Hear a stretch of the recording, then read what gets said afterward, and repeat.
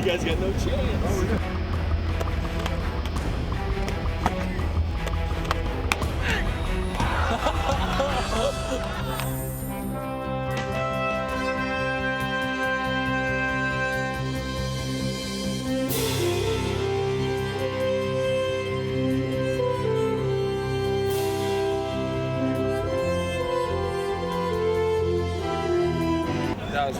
That was my O2 approach.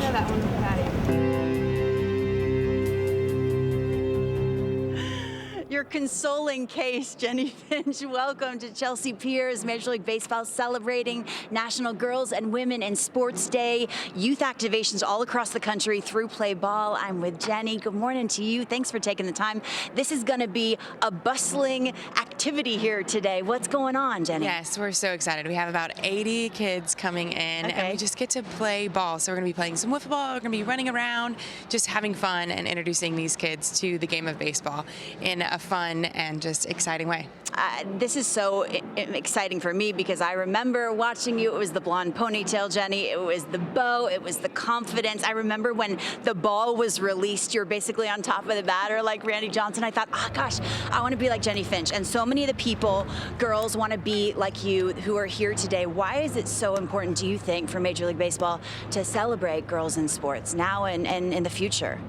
It's so exciting just to see the amount of opportunity that's out there, and we need more. And I'm so grateful to MLB for stepping up to the plate in a big way and just providing access to young girls and boys all across the country, even girls baseball. It's so exciting just to see it take off and the opportunity. We know what sports does, right? Teamwork, leadership, discipline, sacrifice. I mean, higher GPAs, less teen pregnancy rates. Like, the stats are through the roof of just we need these young girls involved in something, a part of something. Sure, it's so important, and it builds confidence, right? I remember growing up, I didn't know whether or not I was going to play baseball or softball. I was kind of ushered towards softball. That's what happened when I was young. How does Major League Baseball help these girls along their path and gain that confidence in the process?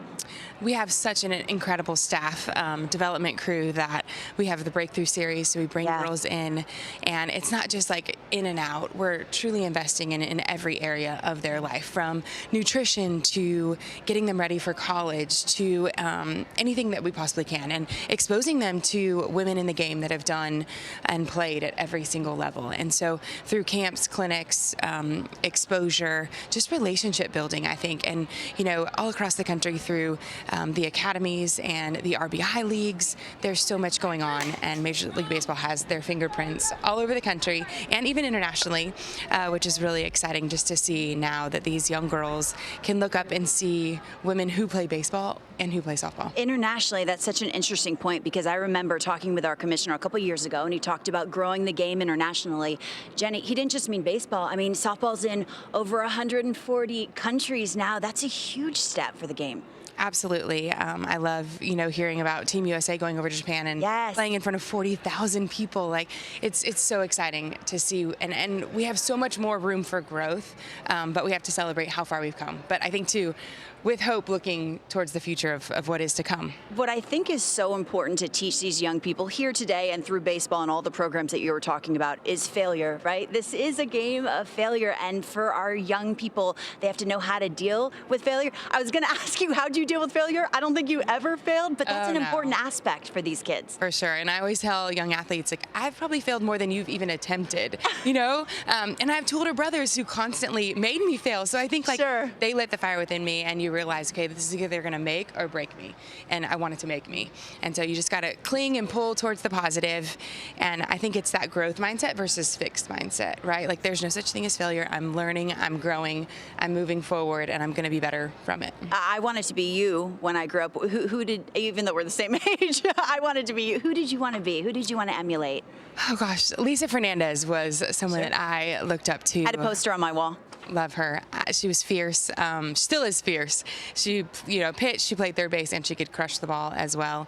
But I think just, it's so much fun to see these trailblazers now get to see kind of where we're at and what they did for us and now for the next generation to come. And that's truly what we're celebrating with National Girls and Women in Sports Day, of the opportunity that wasn't there years ago but now is. That's what you're doing, Jennie, for the next generation, what you were talking about Lisa did for you. Advice for kids out there, girls out there who want to be you, who want to coach. We're going to have Ronnie Gadownick coming on a little bit later on, who want to live in sports. What's your advice for them?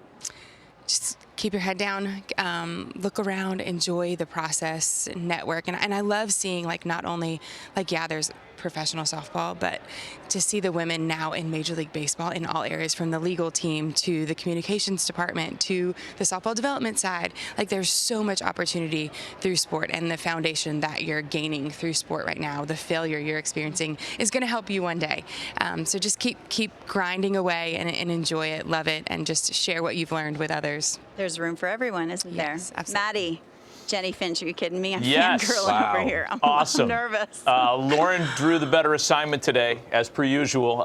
Thank you, Lauren. And again, she's going to visit with Hillsborough Hops manager Ronnie Gadownick coming up a little bit later on.